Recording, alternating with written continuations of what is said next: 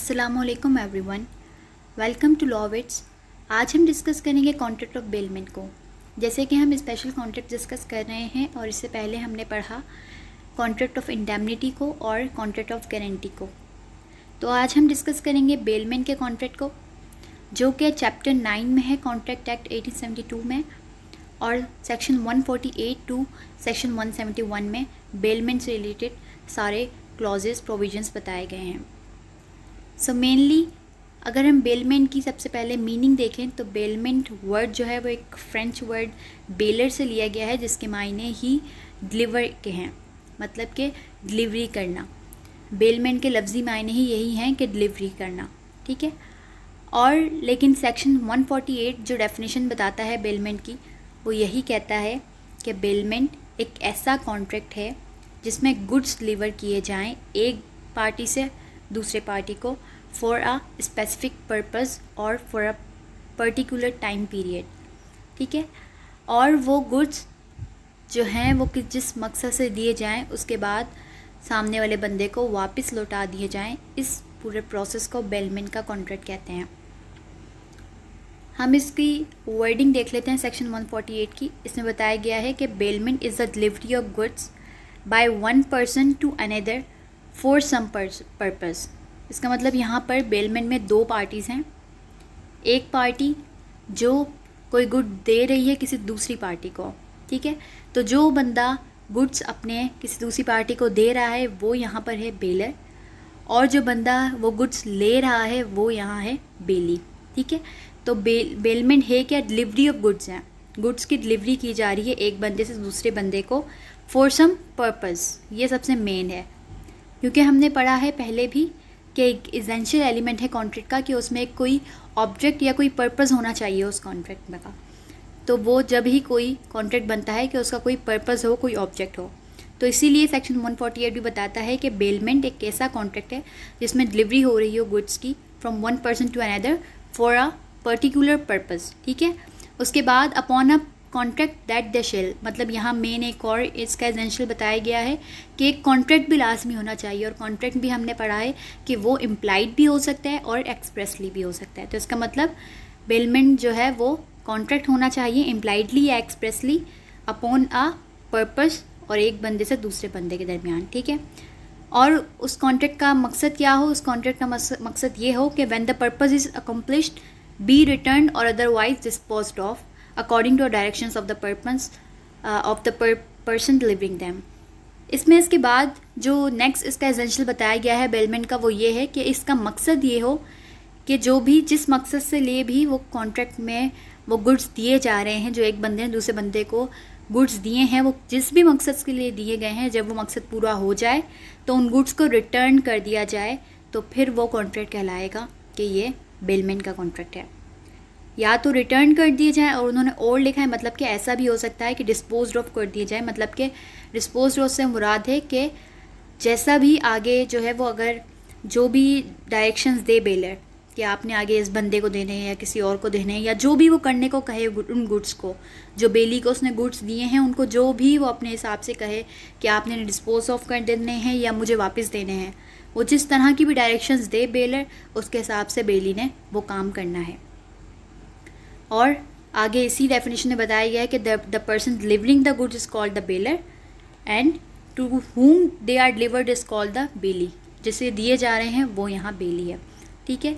तो इसी सेक्शन से हमें बहुत सारे एसेंशियल्स एलिमेंट पता चल गए कि बेलमेंट में कौन से ऐसे एसेंशियल्स होने चाहिए जिससे वो एक कॉन्ट्रैक्ट बनता है। ये तो सेक्शन 148 में ही, अगर हम इन्हें अलग से तोड़ें तो हमारे जो है वो एसेंशियल्स निकल जाएंगे। एसेंशियल्स देख लेते हैं कि ऐसे कौन से एसेंशियल एलिमेंट्स होने चाहिए जो बेलमेंट को कॉन्ट्रैक्ट बनाते हैं।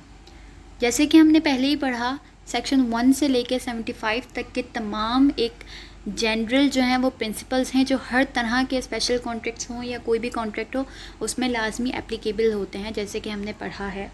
इसी तरह यहाँ भी वो सब सेक्शंस तो लाजमी एप्लीकेबल होंगे, और उसके साथ हमने जो इसके स्टार्टिंग में कुछ इसेंशियल्स पढ़े थे कॉन्ट्रैक्ट के, तो वो भी यहाँ होंगे, जैसे कि जिसमें था फ्री कंसेंट होना चाहिए, कॉम्पिटेंसी हमने पढ़ी उसमें, और इसके अलावा जो तमाम हमने इसेंशियल एलिमेंट्स पढ़े वो तो इस कॉन्ट्रैक्ट में भी लाजमी होने चाहिए। उसके साथ साथ आगे और भी जो इसी में से हमने डेफिनेशन में से ही निकाले हैं वो हम देख लेते हैं। जैसे कि हमने डेफिनेशन में ही निकाला था आगे एक मेन एसेंशियल के एक कॉन्ट्रैक्ट लाजमी होना चाहिए। वो कॉन्ट्रैक्ट एक्सप्रेसली भी हो सकता है और इम्प्लाइडली भी हो सकता है। इम्प्लाइड की बहुत सी जो है एग्जांपल्स हो सकती हैं, जैसे कि आपने आप नेबर के पास गए, आपको कोई चीज़ चाहिए थी, आपने उनसे ली, उसके बाद इस्तेमाल करने के बाद उन्हें वो वापस कर दी जिस भी यूज़ के लिए आपको चाहिए थी। ठीक है, जैसे फॉर एग्जांपल आप अपने नेबर्स के पास गए हैं और आपको उनसे कोई बाउल चाहिए था, कोई प्लेट चाहिए थी, ठीक है, और आपने कहा कि मेरे घर में अभी गेस्ट हैं, मुझे ये चीज़ ज़रा चाहिए, तो उन्होंने आपको वो दी, आपने यूज़ की, उसके बाद उसने वापस दे दी। तो ये क्या है, ये इम्प्लाइड नेचर का है। इसमें आपने कोई एक्सप्रेसली कुछ रिटन में नहीं किया, बल्कि इम्प्लाइडली जो है पता चल रहा था कि ये एक बेलमैन का कॉन्ट्रैक्ट है। इसी तरह एक और एग्जांपल भी हो सकती है। मिसाल के तौर पे आपके पास कोई आया है और आपको कहता है कि मुझे आपकी गाड़ी चाहिए, आधे घंटे के लिए मेरी गाड़ी ख़राब हो गई है। तो यहाँ पर आप बेलर हैं, आप सामने वाले को उसकी अपनी गाड़ी देते हैं, वो बेली है, और वो जब आधा घंटा पूरा हो जाता है, जो पर्टिकुलर टाइम पीरियड है, उसके बाद आपको वापस लौटाता है। तो ये भी एक कॉन्ट्रैक्ट क्या है, ये भी इम्प्लाइड फॉर्म में एक बेलमैन का कॉन्ट्रैक्ट है, क्योंकि आप देखें इसमें भी तमाम एसेंशियल्स जो हैं वो पूरे हो रहे हैं। एक तो इम्प्लाइड कॉन्ट्रैक्ट है ये, और दूसरी गुड्स जो है वो डिलीवर हुए हैं। कौन से, इधर गाड़ी जो है वो डिलीवर हुई है, बेलर ने बेली को दिया है, और उसका पर्पज़ क्या है, पर्पज़ ये है कि उसने बोला है कि मुझे आधे घंटे के लिए चाहिए, और पर्पज़ उसका कोई भी हो सकता है। ये भी हो सकता है कि उसकी गाड़ी ख़राब है या उसकी कोई मसला है तो उसे चाहिए किसी भी वजह से लिए, तो उसका कोई मकसद होना चाहिए। ठीक है, एंड मोर जो इसका जो एक है एक एसेंशियल, वो ये है कि जो गुड्स हैं वो रिटर्न भी हो लाजमी। वो जब जो भी पर्पज़ था वो जब अकम्प्लिश हो जाए तो उन गुड्स को रिटर्न कर दिया जाए। जैसे कि उसने कहा कि आधे घंटे के लिए चाहिए, उसके बाद वो रिटर्न कर देगा। तो यहाँ पर तमाम एसेंशियल जो हैं वो बेलमैन के पूरे हो रहे हैं। इसके बाद हम आगे पढ़ेंगे इसकी क्लासिफिकेशन में किस तरह से म्यूचुअल बेनिफिट भी हो सकता है बेलर और बेली का। कुछ ऐसे कॉन्ट्रैक्ट्स होते हैं जिसमें सिर्फ बेलर का होता है बेनिफिट, और किसी में ऐसा होता है कि सिर्फ बेली का होता है। जैसे यहाँ पर अगर गाड़ी की हम बात करें कि बेली जो है वो आया है बेलर के पास और उससे गाड़ी मांगते हैं आधे घंटे के लिए, तो यहाँ पर बेलर को तो कोई भी फ़ायदा नहीं है ना। यहाँ पर सिर्फ और सिर्फ फ़ायदा किसका है, बेली का। तो ये हम आगे एलिब्रेट करेंगे इसे कि किस तरह से क्लासिफिकेशन की जा सकती है। ऐसे भी कुछ बेलमैन के कॉन्ट्रैक्ट्स होते हैं जहाँ पर सिर्फ और सिर्फ किसका इंटरेस्ट होता है, बेलर का, और किसी में सिर्फ बेली का, और किसी में म्यूचुअल जो है उनका बेनिफिट भी होता है। इस तरह से बहुत से एग्जांपल जो हैं वो कॉन्ट्रैक्ट ऑफ बेलमैन की आ जाती हैं। आप अपने कपड़े प्रेस करवा रहे हैं, कपड़े आप अपने वॉश करवा रहे हैं, या फिर अपनी कोई भी चीज़ ठीक करवा रहे हैं, तो ये सारे जो हैं वो कॉन्ट्रैक्ट ऑफ बेलमैन में आ जाते हैं, क्योंकि वो पर्टिकुलर पर्पस के लिए होते हैं और उसके बाद वो चीज़ आपको रिटर्न हो जाती है। तो इसका मतलब मेन एसेंशियल कॉन्ट्रैक्ट का क्या है कि कॉन्ट्रैक्ट होना चाहिए। कॉन्ट्रैक्ट ऑफ बेलमैन में मेन तो एसेंशियल यही है कि कॉन्ट्रैक्ट होना चाहिए, चाहे वो इम्प्लाइड हो या फिर एक्सप्रेस्ड हो। ठीक है, सेकेंडली डिलीवरी ऑफ गुड्स होनी चाहिए by one person to another person, और डिलीवरी होनी चाहिए गुड्स की। और एक और हाँ मेन एसेंशियल एक कॉन्ट्रैक्ट ऑफ बेलमैन का है कि इसमें पोजीशन जाती है एक बंदे से दूसरे बंदे के पास, लेकिन ऑनरशिप नहीं जाती। मतलब कि उस बंदे के पास आपकी मलकियत नहीं जाती, वो चीज़ उसके पास हमेशा नहीं रहेगी, लेकिन हाँ पोजीशन जाती है कि आपने अगर अपनी वॉच जो है वो आपके पास से बेली के पास गई फॉर पर्टिकुलर पर्पज़ और फॉर पर्टिकुलर टाइम पीरियड के लिए, और वहाँ पर रिटर्न हो गई है। ठीक है, तो सेकंड इसका जो है वो मेन एसेंशियल क्या है कि डिलीवरी ऑफ गुड्स हो एक बंदे से दूसरे बंदे के पास, जो कि हमने डेफिनेशन में भी देखा। ठीक है, थर्ड और वही मेन के जो गुड्स हैं वो किसी पर्पज़ के लिए दिए जा रहे हों, उस कॉन्ट्रैक्ट का कोई ऑब्जेक्ट हो, कोई पर्पज़ हो। ठीक है जी, ये हमने जैसे कि पढ़ लिया। अगर हम वॉच की एग्जांपल अभी ले रहे हैं तो वही वाली एग्जांपल कि उसका पर्पज़ क्या है कि आपने वो ठीक करवानी है। ठीक है, इसके बाद फोर्थ और मेन यही एसेंशियल के जो गुड्स हैं वो आपको रिटर्न हो। The same goods must be return. अच्छा, एक और बात यहाँ पर कि ज़रूरी नहीं है जो चीज़ आपने जैसी दी है वो वैसी की वैसी मिले। अगर आपने ख़राब करी दी है तो आपने ज़ाहिर सही करवाने के लिए देना, तो आपको सही होकर मिलेगी।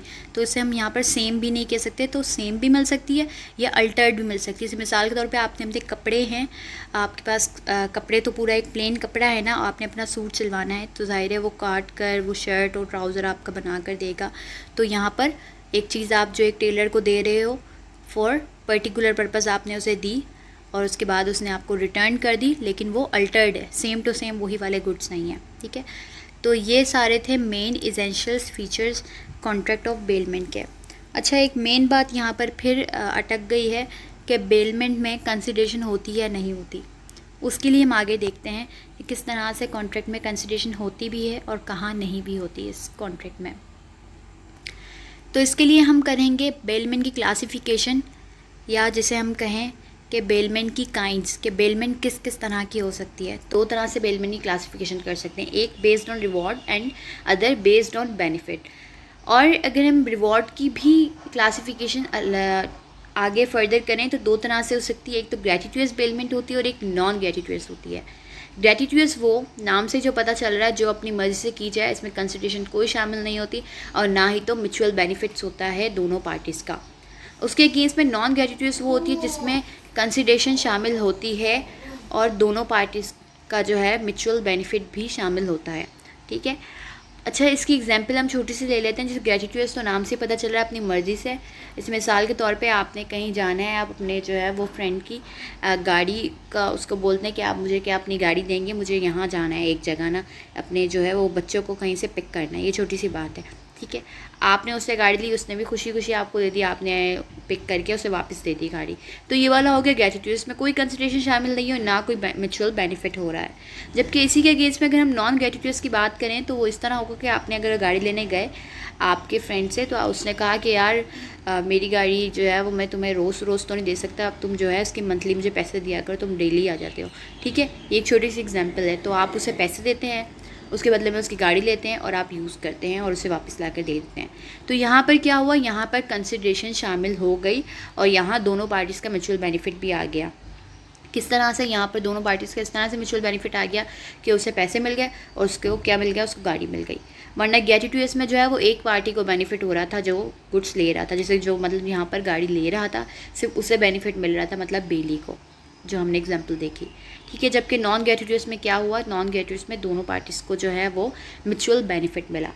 अच्छा, हम इसी तरह क्लासिफिकेशन बेलमेंट की करें ऑन बेनिफिट तो यही है, जैसे मैंने आपको प्रीवियसली भी बताया कि एक बेलमेंट वो होती है जिसमें एक्सक्लूसिव बेनिफिट कभी जो है वो सिर्फ बेलर को मिल रहा होता है और एक एक्सक्लूसिव बेनिफिट सिर्फ बेली को मिल रहा होता है और किसी में दोनों को बेनिफिट मिल रहा होता है। जैसे कि अभी हमने एग्जाम्पल दी, जो ऊपर एग्जाम्पल दी उसमें क्या था कि जहाँ पर सिर्फ बेलर को एक्सक्लूसिव बेनिफिट मिल रहा हो, वो ये भी हो सकता है कि जैसे मिसाल के तौर पे मैं आपको अपनी गाड़ी दे रही हूँ और उसके लिए मैं ना क्या करती हूँ, मैं ये करती हूँ कि आपको कहती हूँ यार ये मेरी गाड़ी लो और यहाँ से ना तुम मेरी बहन या मेरे भाई है उसको पिक करके ला दो, मेरा ये काम कर दो। तो आप उसको गाड़ी देते हैं बेली को, वो पिक करके आपको ला के दे देता है। तो यहाँ पर एक्सक्लूसिव जो बेनिफिट है वो किसका है, वो सिर्फ और सिर्फ बेलर का है, मेरा, ठीक है। इसी तरह अगर बेली की बात की जाए तो जैसे हमने अभी अबव एक एग्जांपल में देखा कि आप मेरे पास आए और आपने मुझसे गाड़ी ली कि यार मुझे ना बच्चों को पिक करना है तो आप मुझे गाड़ी दे दें, मैंने आपको दे दी और इसमें कोई आपसे मैंने कंसिडरेशन शामिल नहीं ली। तो यहाँ पर एक्सक्लूसिव बेनिफिट किसको हुआ, बेली को, कि उसको गाड़ी मिल गई फ्री में ही, अपना जो काम था वो पूरा हो गया उसका। अब इसी तरह म्यूचुअल बेनिफिट की बात करें तो यहाँ पर जो हमने नॉन ग्रेटिट्यूअस की भी एग्जांपल ली थी कि मैंने आपको कहा कि यार आप डेली आ जाते हो, आप मुझे पैसे दो, अब डेली का काम तो नहीं है, तो इसमें मुझे आपने पैसे दिए, उसके बदले में आपने मेरे से गाड़ी ली। तो यहाँ पर म्यूचुअल बेनिफिट आ गया, क्या कि मुझे तो पैसे मिल गए और आपको गाड़ी मिल गई जिसका आपको काम था। तो ये थी क्लासिफिकेशन बेलमेंट की कि हमें पता चल रहा है इसमें कहाँ पर कंसिडरेशन आ रही है, कहाँ पर नहीं आ रही। तो ये इसको क्लासीफाई इस तरह डिटेल में करने का मकसद ये था कि जब हम आगे सेक्शंस पढ़ें तो हमें और अच्छा समझ आए कि कब कब ग्रेटिट्यूअस बेलमेंट है और कब नॉन ग्रेटिट्यूअस भी हो सकती है, ठीक है।